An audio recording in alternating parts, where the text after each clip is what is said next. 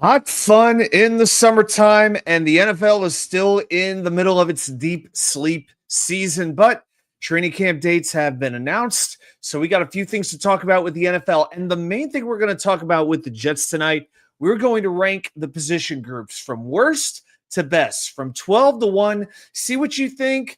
Do you agree with me? Do you disagree with me? We're going to talk about all of that tonight. I got some 3 and out for you. I got some Jets trivia. We're bringing that back this week. So everybody, buckle up. You know what's up. It's Wednesday night, and we are live.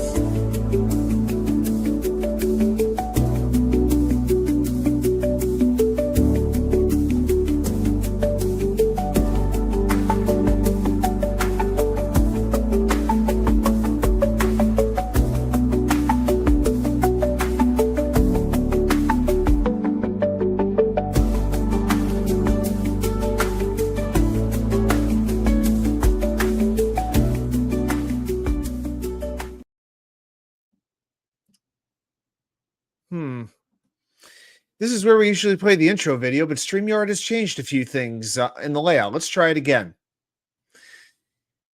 Okay, well, it looks like to play the video, I now have to upgrade and pay more money. Thanks, StreamYard. Screw you. All right, so no video, and hey, let's try something else if we can. Yeah, now that we realize we're working with a completely different format here. All right, at least I could do that. I can play audio, but apparently they're only allowing me one video. Good Lord. It's unbelievable. Everything's got to cost more nowadays. Anybody, welcome to Wednesday Night Live. This is Watts UK99, host of your weekly Wednesday Night Live extravaganza. And we're going to get into some Jets football. But first, I'm going to get right into this right now. Let's get to what's on my mind and a little bit of what we like to call 3 and out. See what I mean? They've totally changed the entire format on me. Oh, my God. Shouldn't there be a tutorial on this thing, StreamYard? Again, screw you. All right. So I put the Rock in the background, the Devil's Home Arena, because they hired Don LaGreca as their play-by-play announcer for TV. Well, he grew up a Devils fan anyway. That's probably where he wanted to be. So after all this time with the New York Rangers, I guess we can call the fraud alert on him. And so now he's off radio. And the Rangers, though, did confirm it will be Kenny Albert and Dave Maloney on the TV. So now we got to wonder who's doing the Rangers radio broadcasts. It's about the only league where you could still get the radio broadcast for free, which is kind of cool. So the Rangers moved the radio team from last year to the TV side this year. We'll see what winds up happening. All right, on to baseball. Let's talk for just a minute about the New York Metropolitans. What a win that was last night in Baltimore. A huge comeback, their biggest of the year, being down 6-2 in the 8th inning. They come back to win 7-6-10. Francisco Lindor, 2-run homer. Pete Alonso, 2-run homer. Juan Soto with the go-ahead hit in the 10th inning. Ronnie Mauricio doing it on offense and defense. Got all the talent in the world. He's got to harness it now and show it consistently. That said, I got to be honest. When it comes to this pitching staff, I'm getting annoyed. Clay Holmes is not a starting pitcher. He's not. If you can't pitch 6 quality innings, you are not a starter. Now, I know he has to be in the rotation for now. 1, because they paid him like it. And 2, who else are you going to put in there? I mean, we know they're not going to call up Sproat, Tong, McLean, everybody from the minors. That's not happening. But come playoff time, I'm sorry, Clay Holmes should be in the bullpen, okay? That's just how I feel. The way Baltimore just beat him up in the 6th inning was ridiculous. So then tonight, Mets continue the series in Baltimore. It's David Peterson against Tomoyuki Sugano. That's right. But rain is in the forecast up in Maryland. It's not looking too good tonight till about 9 p.m. We'll see if they get that game in. And the good news for the Mets, both Sean Manaea and Kodai Senga will be returning to the rotation this weekend in Kansas City. And as far as the Yankees go, oh my gosh, big news this afternoon. Now that they've moved Jazz Chisholm to second base, Oswaldo Peraza to third base, that didn't leave a starting spot for DJ LeMahieu. Well, at first they moved him to the bench, and the news just came out this afternoon. He has been designated for assignment. Now, LeMahieu is under contract with the Yankees through 2026. He has the rest of this season's salary plus another $15 million guaranteed, so about $22 million altogether. His OPS this year, just 676, 2 home runs. You know, his body just betrayed him. He was an excellent pure hitter in Colorado, excellent with the Yankees in his early years. The injuries just wore him down. And he's pretty much, I think he's pretty much hit the wall at this point. So had a good career, but I don't see too much more happening. Apparently, the word is coming down. The Mets look like they will be postponed, so there will be a double header tomorrow. And I was supposed to go to Baltimore on Thursday. Hate it when that happens. But that's the way it goes. All right. So then tonight is a pretty big deal for the Yankees. Cam Schittler, that's his name, is making his MLB debut on the mound for the Bronx Bombers against Seattle. Yankees 3.5 back of Toronto. Hope you all enjoyed watching the game tonight. If you have Prime Video, because that's about the only way that you can watch this game. Prime Video. You got to love it. All right, let's flip the mood over to green. And I'll tell you, well, yeah, at this point, I don't know what works and what doesn't anymore. I know this works. Everybody, let's get the 3 and out of there. There we go. That looks much better. Everybody, say it proud, say it loud. Let me hear you. That's right. Jets, Jets is right. And it is time to get into a little bit of New York Jets news. So, we'll get into the ranking in just a moment. I mean, there wasn't a whole lot of news here to talk about. We do know that the first public day of training camp will be July 25th. Jets have 8 practices open to the public. So if that's something that you like to do, is to go to Florham Park and watch these scrimmages, watch the practices. Hey, you know what? Under a new head coach, under Aaron Glenn, it might actually be something worth watching. It'll be interesting to see how they practice, their formats, how the coaches interact with the players, how the players respond to the coaches. So only 2 weeks away. And remember, rookies report to training camp July 19th. That's only 10 days away. And the veterans on July 22nd, less than 2 weeks away. So we are definitely looking forward to that. All right. So, yeah, a couple quick hellos. I see Pa2K99 is here. How are you doing? That's right. Pa2K, postponed doubleheader tomorrow.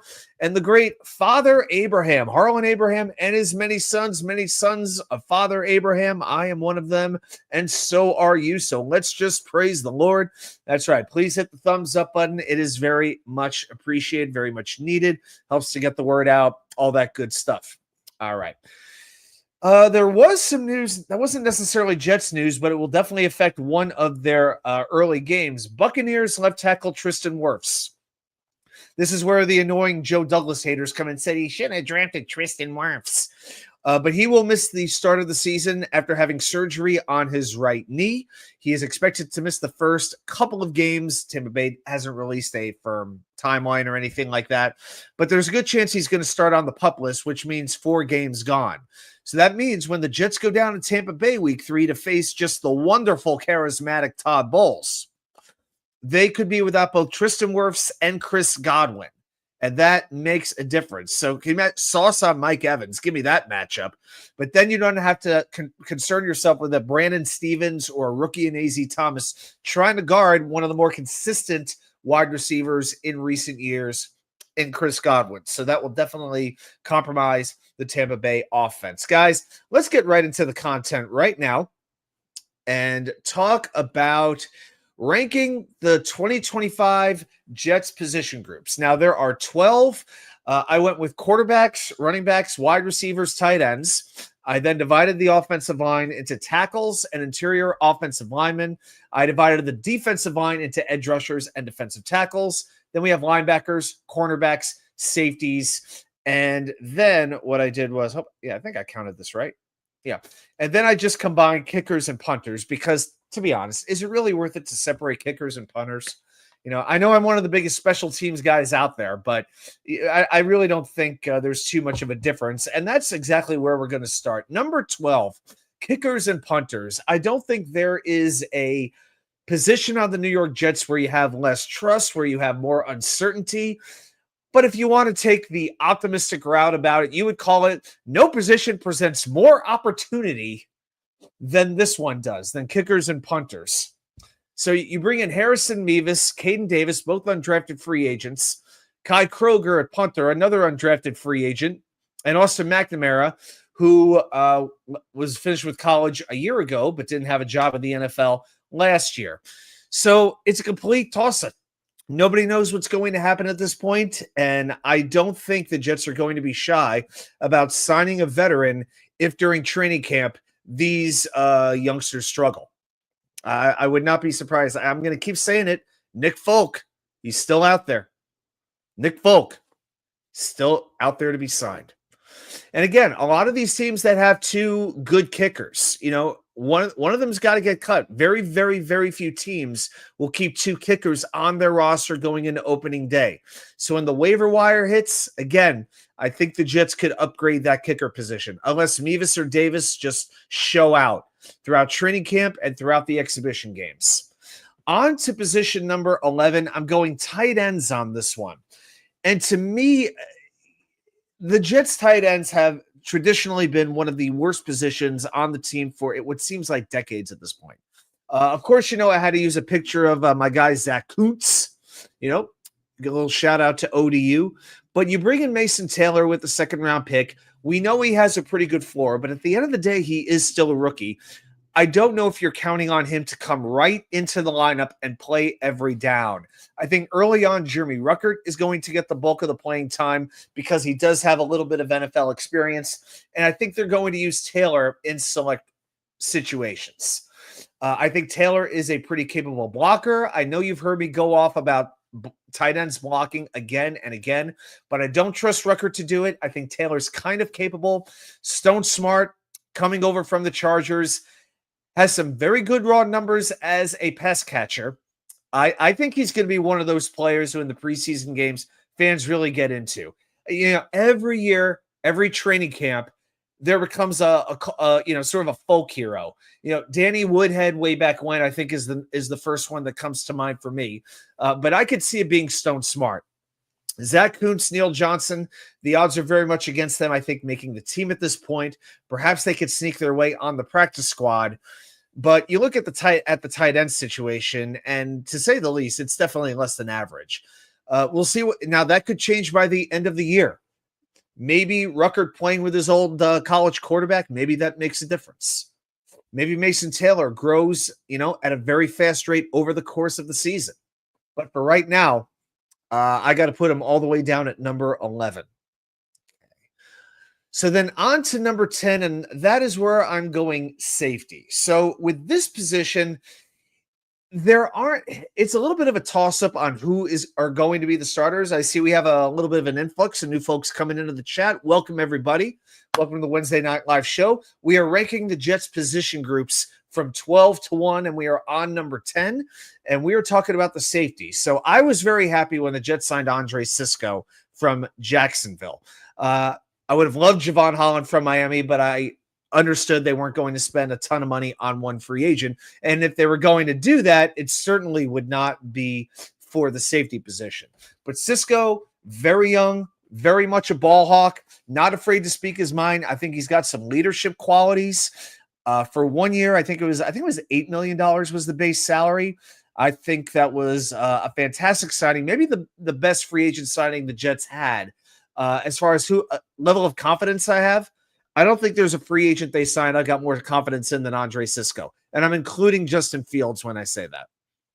Then again, considering the free agents they signed, the defensive tackles and things like that, how much confidence can you have? I know. Tony Adams, to me at this point, is a player who he's fine as a starter if you don't have anybody else. But ideally, he's more of your third safety. I feel like he hasn't quite put it all together yet. He has some tackling issues, pretty good in coverage. But to me, I feel like he reminds me a little bit of Jordan Whitehead. He'll make some plays for you, but he'll miss certain plays. And there's just a certain frustration that comes with watching Tony Adams. Quick swig of water for the working man and woman. And I guess the non-working man and woman. Why not? Malachi Moore, Was very happy to bring him in as a draft pick from Alabama. Jets did trade up to get him. But again, that classic center field safety that the Jets have lacked so often.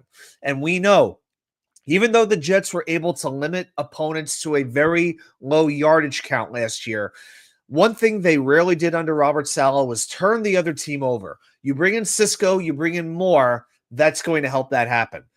And then you have some depth with Jarius Monroe, who was here last year, Jalen Simpson, who they signed, I think, late last season, Dean Clark, undrafted free agent. So Clark, last year, 303 tackles in college, 18 passes defensed, five interceptions in 58 games.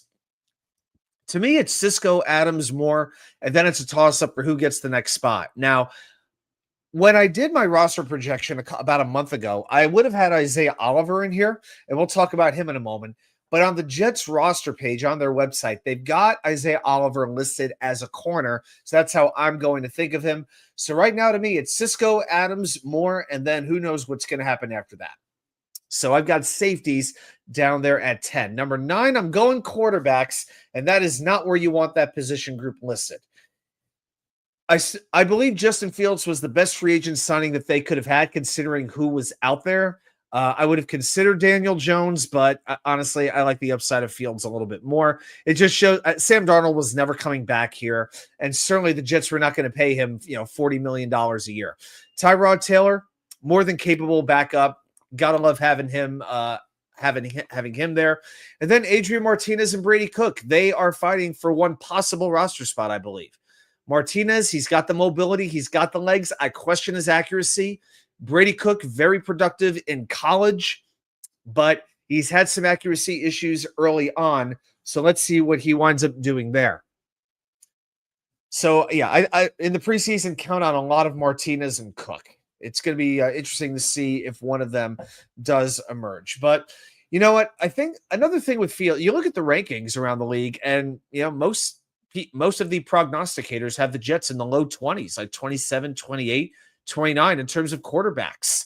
And we'll see what winds up happening. Now, we know this with Fields. He continues to improve every year, whether it's protecting the ball, protecting himself. His accuracy rate has gotten better, even though it's still not quite where you would want it. He doesn't take as many sacks as he does, although that number still needs to come down. One thing he needs to handle better is beating the blitz.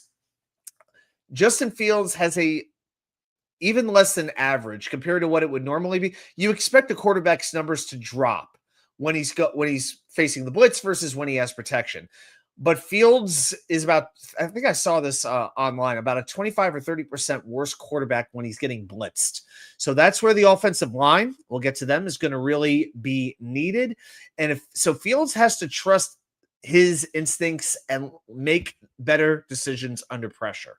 If he can do that, that's going to go a long way towards this Jets offense being successful.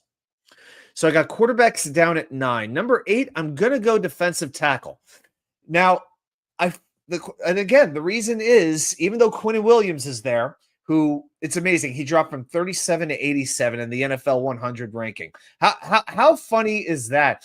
Quinnen Williams, did he really take that big of a drop off last year? Yeah, some of the numbers were worse, but look what was playing next to him. Javon Kinlaw, for crying out loud. Williams gets double teamed every play. Sometimes he's able to beat it, but too often, the rest of the defensive line hasn't required that kind of attention. So now you've sort of reshuffled the deck chairs. Now you bring in Byron Cowart, looked pretty good, but he's a journeyman. He's not even 30 years old, and this is his 7th team. Leonard Taylor in his 2nd year. I'm looking forward to seeing what he could do, but he's a little bit more of a pass rusher. Derek Nottie from the Chiefs comes over. They let him go for Darian Mathis, who was here last year briefly. Jay Tufele, more of a run stopper, coming over from Cincinnati. And then you got your 2 undrafted free agents. Peyton Page, who was over at Clemson, started only 1 year there, team captain. Last year, 32 tackles, 2.5 tackles for a loss, 2 passes defended, and an interception. And then you've got Fatorma Mulba from West Virginia. 26 games, he had 75 tackles and 7.5 tackles for a loss. So, there's going to be at least 4 defensive tackles on this roster, possibly 5 if somebody earns it. And to me, it's really Quinnen Williams and who knows what. a number of these positions, you have one very good player and you got a lot of question marks. That's why I see with a lot of these positions that I've got ranked really low. Cowart's look good so far. Let's see what he can keep up. Can Leonard Taylor take another step forward? Does Derek Nottie still have something left in the tank? Can one of the UDFAs blow the veterans out of the water? So let's see what winds up happening there. We go to position number 7, and this position to me is pretty much a mirror of defensive tackle, and it's wide receiver. You got a ton of names and only one that you trust. Right? We know what Garrett Wilson is. I don't even need to go into too much depth on that. But then you have Alan Lazard, Mr. Drops and Penalties himself. Arian Smith, the rookie, he's going to be on the roster. Josh Reynolds, the only Detroit free agent they were able to sign, most likely the team's number 2 receiver. Xavier Gibson, I think, has a very good chance to make the roster because of his ability to return punts. And then you've got Malachi Corley. I still think he's going to be on the roster, but he has a lot to prove. Corley's posted a lot of workout videos as of late. Running the shuttle, running the 40, doing all these different things, bench pressing. So he's definitely working at it. So that's encouraging. But again, there is no Jet I want to hear an interview with more than Malachi Corley, and not the watered down, homogenized, pasteurized version that Eric Allen or Ethan Greenberg would give, or Caroline Hendershot. Not from the Jets website.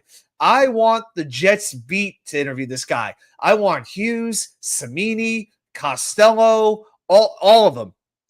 Vasquez, Farron, all these guys. I want them right there. Nick Faria, all of them. I want them to interview. I want them to ask Corley the tough questions, and I want to see how he responds. Then you got Tyler Johnson coming over from the Rams, young veteran. And then you got a bunch of question marks. Brandon Smith, UDFA from the previous year, had a fantastic preseason, got into one NFL game. And then you get a bunch of UDFAs. Jamal Pritchett led the Sun Belt Conference with 1,126 receiving yards last year, 91 catches, double-digit receptions in 5 games. A lot of people really like him. David Wyatt Upton, who writes a great daily article about the Jets. He's a big Pritchett guy. Quentin Skinner averaged 22 yards a reception last year at Kansas. And over 38 games for 3 years, he had 80 catches, 1,584 yards. That's almost 20 yards a catch, and 11 touchdowns. Then you got Dymere Miller from Rutgers as well. So the Jets it's like defensive tackle. The Jets are going to throw a lot of stuff at the wall and see what sticks to it. Guys, definitely appreciate you hanging out with me. Hope everybody's having a good Wednesday. Hope everybody had a happy, safe, and healthy 4th, that nobody blew their fingers off with any fireworks. Then we go to number 6. We're going to talk about the edge rushers. So here, a little bit more depth on those other positions, but still a ton of question marks. Will McDonald, if nothing else, will be a pass rushing specialist. He's shown he can get double-digit sacks. I would expect the league is going to go to work on him, but he did add some weight, some muscle weight, which is good to help him play the run a little bit better. Jermaine Johnson, the return of him is going to be enormous. That two-way playing defensive end that the Jets sorely missed last year. And again, when people talk about how the defensive line was dismantled, they conveniently forget that Jermaine Johnson he only played 1.5 games last year. If he's in the lineup, I think that defense looks very different. Then you add Tyler Barron, the draft choice from Miami, Michael Clemens, who I know, Jet fans, I know you can't wait to get rid of him. I get it. But until somebody comes along who can prove that they're better, he's going to be on this roster. If nothing else, he's going to be there for the voice. Then you bring in Eric Watts, more of the run stopper, Braden McGregor. I like Watts a little bit more. He's shown some ability on special teams. McGregor, I think, if he's not rushing the passer, if he's not getting consistent pressure, he's not going to make it very long. Rashad Weaver, brought over as a free agent from Tennessee, shown some early signs.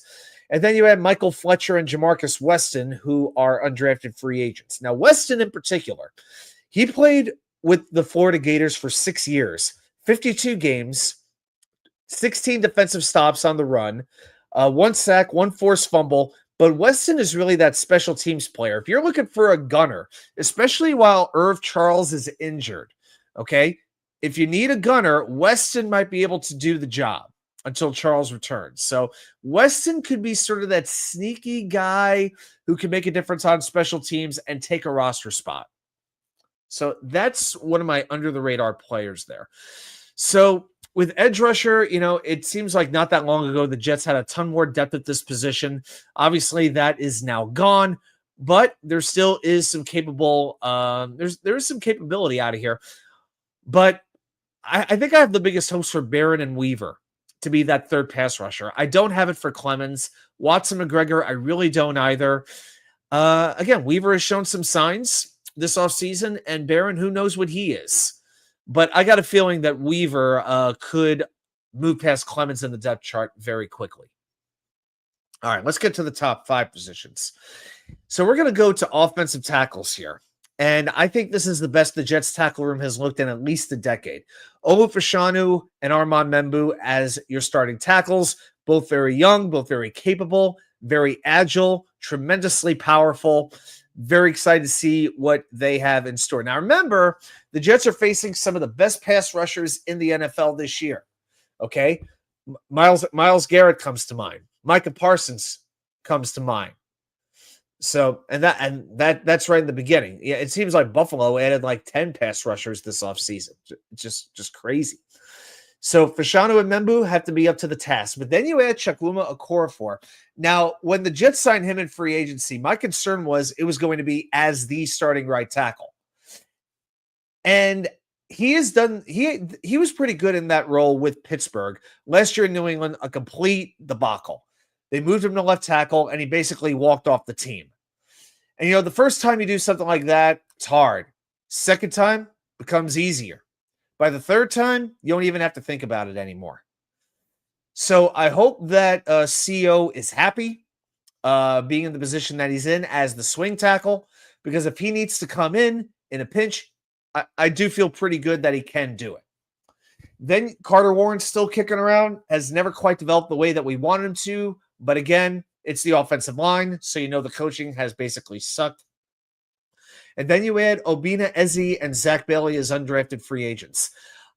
We don't know what the ceiling of this offensive tackle room can be, but I think especially with the first two, it's incredibly high.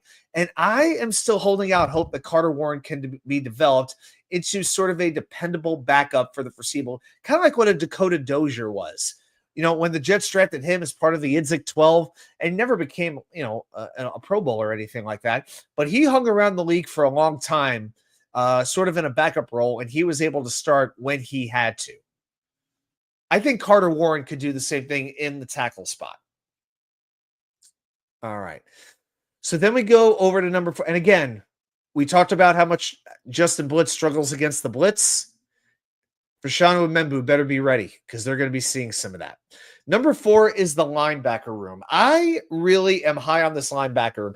I think if you look at more the 4-3 defense, it's different when you have a 3-4 and you have 2 outside pass rushers like with Baltimore. But if you look at a defense that seems to be designed to be a 4-3, between Quincy Williams and Jamian Sherwood, I don't know if there's a better 1-2 punch in the league. I don't know if you're going to find that. You add Francisco Mauioga in the draft. Jamin Davis still hanging around. Been with Washington, been with Detroit. Aaron Glenn has worked with him, that he likes him. And then you still have a couple of youngsters hanging on. Zaire Barnes, Marcelino McCrary Ball, who's been very good on special teams. 3 different undrafted free agents in Jackson Sermon, Jared Bartlett, and Aaron Smith. And Bartlett in particular led the Cincinnati Bearcat defense, 69 tackles, 11.5 tackles for a loss, 7.5 sacks. So we shall see. Now, I do wonder how the Jets are going to line up this defense. Will they be playing the 4-3? Will it be the 4-2-5, where you only have 2 linebackers on the field? Because if that's it, that's looking pretty good. I would still caution us, though.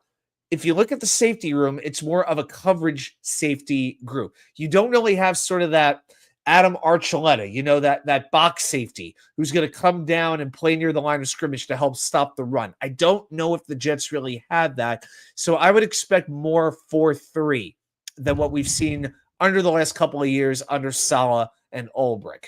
So I would expect Davis to get the first shot at it, but Mauioga and Barnes in particular getting their opportunities as well. So I think that third linebacker spot is going to be a position battle that nobody's really talking about now, but I think it's going to matter as the next couple of months unfold.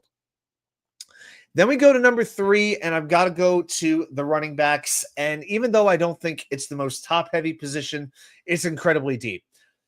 Now, Breece Hall, I don't know if there's another Jet who's in the news more than he is as of late, outside of the quarterback, which is always going to be the case. But the ESPN did their top 10 position rankings. They got to the running back position, and Breece Hall did not make the top 10. He was an honorable mention. So he's in that 11 to 15 range. And honestly, I got no problem with that.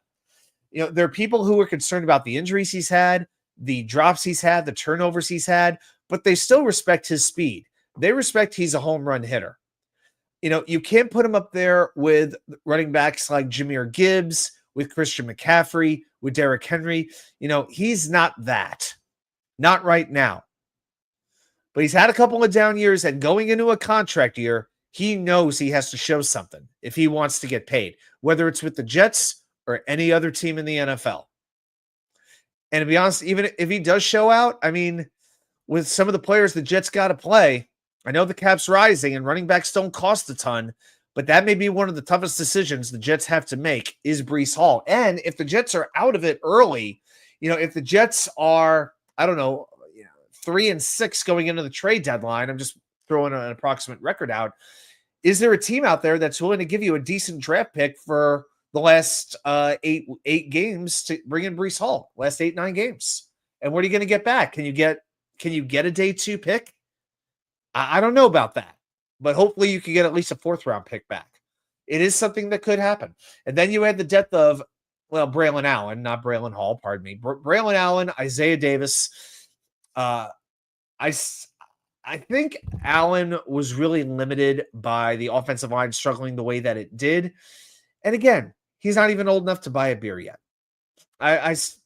I got a very good feeling about him that this offense will know how to use him, something that I don't think the last group knew, that Todd Downing, Nathaniel Hackett, I don't think they really used him properly. Isaiah Davis had some garbage time, looked pretty good in that time, but certainly very shifty and has those quick feet that you got to like. Donovan Edwards from Michigan, I'm very intrigued by him, and I think he is going to have a big preseason for the Jets.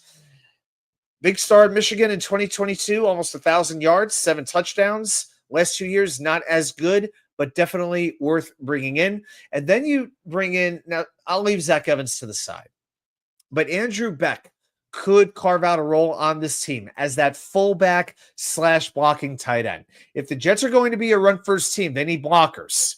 And even though they've upgraded the wide receiver room and they've upgraded right tackle, in between there are question marks. And without a pure fullback on the team, there's a chance Andrew Beck will slot into that spot. If he can block consistently and get those holes open that Breece Hall needs, then you could have something there. And if Beck is in, then can you bring Edwards on as well? I can't really see a situation where the Jets bring on 5 running backs. All right. Now, it would definitely be 4, but Beck could be classified a couple of different ways. But that could be another sleeper that could surprise some folks. We go to number 2, and it is cornerback. Sauce Gardner, obviously, enough said. I still think he's going to get his contract extension during training camp. I think it is going to happen. Then you bring in Brandon Stevens. People have a lot of questions, a lot of uncertainty about him, but I'm going to trust Aaron Glenn knows what to do with cornerbacks when he gets his hands on them. Zaire Thomas, draft pick, getting rave reviews already. Big, physical, maybe not the most blinding speed, but very dedicated, heads in the right place. I like that. Michael Carter, I think this is going to be another big difference from last year. He was never right last year. He was dealing with back issues, and I think even more than what we know. But most games, Michael Carter would play 5-10 snaps a game, and that was the end of it. So Isaiah Oliver got a lot of time. So I think, and Michael Carter, when healthy, is one of the best slot cornerbacks in the NFL. There's just no doubt about it. But Oliver is there as well, who can play anywhere in the secondary that you need him to. And then you still have Quantez Stiggers, who I still have a lot of, I got some good feelings about. Jarek Bernard Converse been hanging out for a while. They bring in Jordan Clark. They bring in son of Ryan Clark. They bring in Trey Swilling. I think the Jets are incredibly deep at the cornerback position. I would say 5, 6, maybe 7 legitimate NFL players here. I really believe that. And you know what? If Stevens doesn't work, because I know people got a lot of concerns about him, there's a number of different players they can move in there, at least 2 or 3 that could take that outside spot. So I am looking forward to seeing this cornerback room. I think they're going to be much, much better than last year. And then we go to my number 1 spot. It's the interior offensive line. I think the Jets are going to absolutely control the middle of that line of scrimmage. You've got your starting 3 in Simpson, Tippmann, and Vera Tucker. Yes, I believe that is your starting 3. Please, I don't want to hear about a position battle with Joe Tippmann and Josh Myers, who was signed here to a 1-year contract. Maybe they want Tippmann to get better in certain aspects of his game. Snapping would be the first thing that would come to mind for me. But if Josh Myers is starting over Joe Tippmann, something has gone seriously, seriously wrong. I think Myers is a great jack of all trades, can play any one of those 3 positions. I think it was a very savvy signing by Darren Muji. But do I think this is a real competition for a starting job? I don't. Xavier Newman, very, very good depth as well. At guard, I really like the signing of Gus Hartwig. He was the starting center for Purdue since 2021, started 45 straight games. I like Hartwig. I don't know if there's room for him on this roster when you have Tippmann and Myers, but I think if the Jets let him go, a team is going to pick Hartwig up and they would be very happy. Then you had Leander Wiegand. I hope I'm pronouncing his name right. 38 reps of 225 pounds on the bench press. Pure strength, pure raw power from the NFL Europe program. Max Mitchell's still hanging around. I still look at him as an interior offensive lineman until somebody says otherwise. And you have Cole Laval, who played a few games as well. This is a deep, deep, deep unit. It's crazy deep unit. And I know people get a little bit worried sometimes about AVT and his injuries. If he gets hurt, you know what? You have several players who can slot right into his spot. But hey, the Jets don't go to Denver. I can't tell you I'm exactly terrified about it. So that's how I've got this ranked. If you have some thoughts on that, throw them right down there in the comments. I have a position group too high, a position group too low. Well, actually, you know my real number 1 position is, right? Right? Yeah. Nobody has a better. Who has a better long snapper than the Jets do? Jets always have the best long snapper. All right, guys. So I'll tell you what we're going to go ahead and do. So that's the main content for tonight. So I'll tell you what, let's go ahead and it's 6:38, no big deal. Let's go ahead and do what we do every single week. I see we got a nice turnout in the chat tonight, which I always appreciate. So every week, guys, you know what happens. I head into the labyrinth of Jets knowledge. I bust open the books. I dust off the encyclopedia. I pull up the old websites and I, Watch UK99, challenge you, the most loyal fans of the most loyal fan base in the NFL. Just how much do you know about your New York Jets? So if you are ready, I don't know if this video is going to play, but let's play Jets trivia. Yep. The free plan comes with 1 example video. If you'd like to share your own videos, check out our upgraded plans. Again, StreamYard. There you go. All right. So there's the trivia video and the intro video. So it looks like they're not going to let me play those on the live thing. So let's just do do do do do do do do do do do do do do do do. All right. I know this is YouTube. We don't do here. All right. All right, guys. So you know what the deal is. Every week we put 5 minutes on that clock. I ask you a trivia question about the New York Jets, and it's your job to throw your answer or answers into the chat. And let's see if you can get it right in the 5-minute period of time. So let's go ahead and do tonight's question. In 1996, the Jets drafted Keyshawn Johnson with the number 1 overall pick. Name the other wide receiver they drafted that year. So who is the other receiver the Jets drafted in 1996 as we headed into the Parcells era?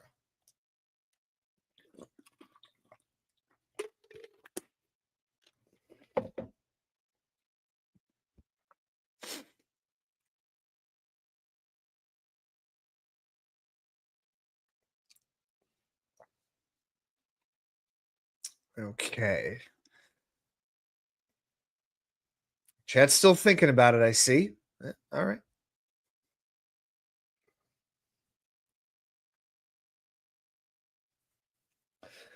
Uh, by the way, next week's topic, it will be Jets players under the microscope. What Jets are under the most pressure to perform? Whose roster spot might be in jeopardy? So we're going to talk about that next week. So just a little preview for your July 16th show.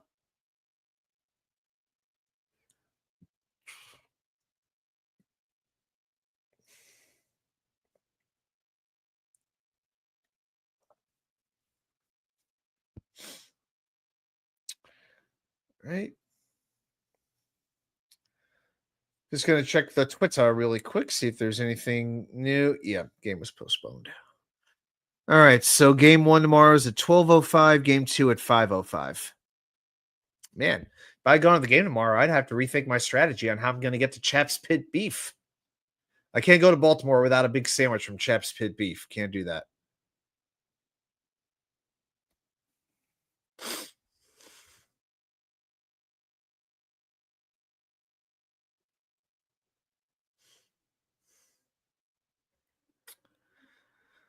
Let's see. Isaac Paredes replaces Jose Ramirez on the AL All-Star team. Trevor McGill replaces Freddie Peralta on the National League team. All right. All right. Still looking for some answers over here.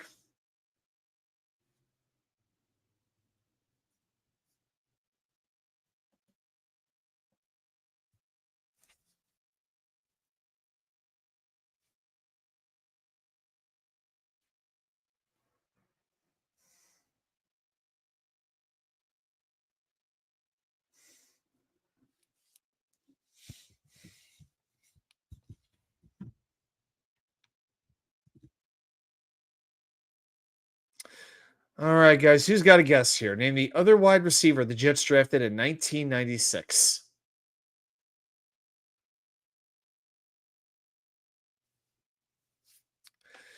Harlan Abraham. Might it be a chap named Van Dyke? It very well could be.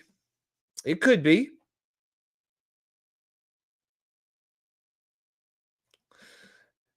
No, no, no. I'm not going to Baltimore.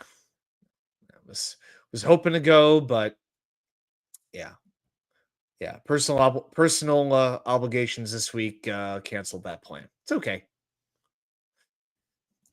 Yes, Harlan. Yeah, you have a Van Dyke in mind. So yeah, what Van Dyke would that be?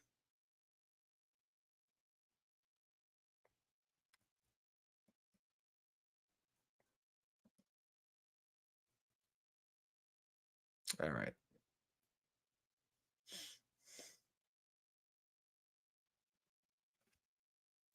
Got about 1 minute left. Harlan, do you have a first name in mind there?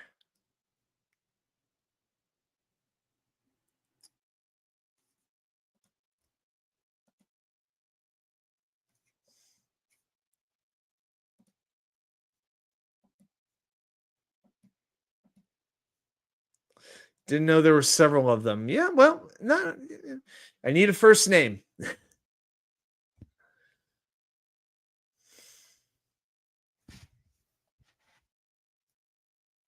Yeah, it very well could be a chap named Van Dyke, but what's his first name?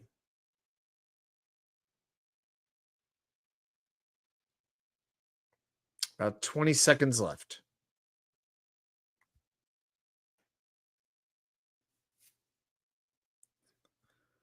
All right. How about Alex? Yeah, you know what? I would say that is correct. The correct answer is Alex Van Dyke, drafted by the Jets in 1996. So very well done. And thanks to Harlan, he pretty much bailed the whole chat out. And this is a win for the chat. So very, very well done. Okay, guys.